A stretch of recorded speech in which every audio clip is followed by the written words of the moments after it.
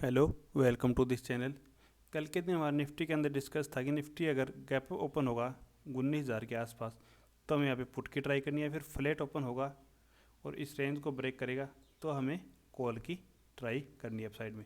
लेकिन मार्केट हमारे दोनों एरिया के बीच में ओपन हो गया, तो मैंने सुबह से मेरे व्हाट्सएप ग्रुप पे मैसेज डाल दिया था कि आज के दिन कोई अच्छी ट्रेड नहीं लग रही है, तो हमें कोई भी ट्रेड का प्लान नहीं करना है क्योंकि निफ्टी एक वोलेटाइल रह सकता है। और वही हुआ है कि वोलेटाइल रहना है तो ऑप्शन अप साइड में कॉल बायर को पैसा दिया, नहीं पुट बायर को किसी भी साइड पैसा दिया।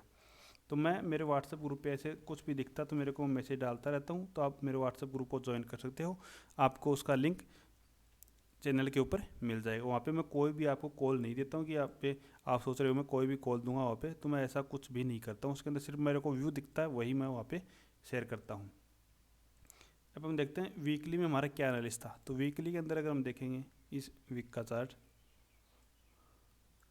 तो वीकली में हमारा क्लियर यही था कि मतलब नीचे की साइड 19,480 को ब्रेक करेगा तो हमें लगभग यहाँ तक के हमारे टारगेट थे, और उसको भी ब्रेक करेगा तो हमारे फिर टारगेट यहाँ तक के थे। ये टारगेट कैसे निकले, तो यहाँ पे अगर आप देखोगे यहाँ पे बहुत मल्टीपल वीक थी, तो इसको ब्रेक करेगा नीचे की साइड आ सकता है। फिर ये यहाँ पे एक सपोर्ट था तो यहाँ से सपोर्ट ले सकता है। अगर इस सपोर्ट को भी इसने फ्लो में ब्रेक कर दिया तो ये एक रजिस्टेंस था, रजिस्टेंस से सपोर्ट ले सकता है। जब भी कोई स्टॉक हो या फिर कोई इंडेक्स हो, पहले अगर कोई रजिस्टेंस है और अप साइड से आ रहा था, वो एक सपोर्ट की तरह काम करेगा। या फिर कोई पहले का कोई रेजिस्टेंस है और नीचे से आ रहा है तो एक रेजिस्टेंस की तरह काम करेगा। ऐसे ही कोई मान लो कि ऊपर से ये सपोर्ट है, मार्केट यहाँ से आ रहा है नीचे से, तो एक रेजिस्टेंस की तरह काम करेगा। जो सपोर्ट है वो रेजिस्टेंस की तरह काम करेगा और जो रेजिस्टेंस है वो सपोर्ट की तरह काम करता है। ये बहुत बारी ऐसा होता है। अब इस वीक के हिसाब से अगर हम देखेंगे बड़े टारगेट के हिसाब से, तो हमें कोई भी ट्रेड नहीं दिख रही कि न तो नीचे की साइड, क्योंकि इस सपोर्ट को ब्रेक करेगा तो ये यहाँ पे ये भी एक सपोर्ट है। अप साइड में देखेंगे तो यहाँ पे भी रेजिस्टेंस ले सकता है, यहाँ पे भी रेजिस्टेंस ले सकता है, यहाँ पे भी रेजिस्टेंस ले सकता है। तो कोई बड़ी ट्रेड नहीं है। मतलब वीकली के हिसाब से अगर हम कोई भी निकालें ट्रेड, तो कम से कम हमें 300 पॉइंट के टारगेट जहाँ पे देखिए वही तो हम कॉल निकालें। तो ऐसी कोई कॉल हमें वीकली के हिसाब से नहीं दिख रही। हम स्ट्रेटजिक एंगल बनाने के लिए देख सकते हैं वीकली में ऐसी कोई अच्छी ट्रेड हमें दिखाई नहीं दे रही है अभी। तब हम 5 मिनट के चार्ट पे देखते हैं कि मंडे के दिन हम काम कैसे कर सकते हैं।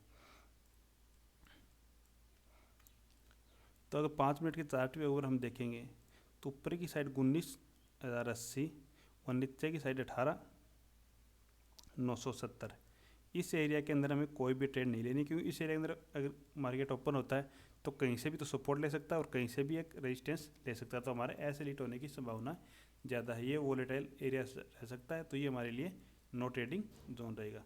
अब नीचे की साइड 18,970 को ब्रेक करेगा तो हम एक पुट की पोजीशन को बाई कर सकते हैं, जिसका ऐसा मतलब 19,010 का रखेंगे और टारगेट हमारे लगभग ये जो यहाँ तक गैप है यहाँ तक के हमारे टारगेट रहेंगे।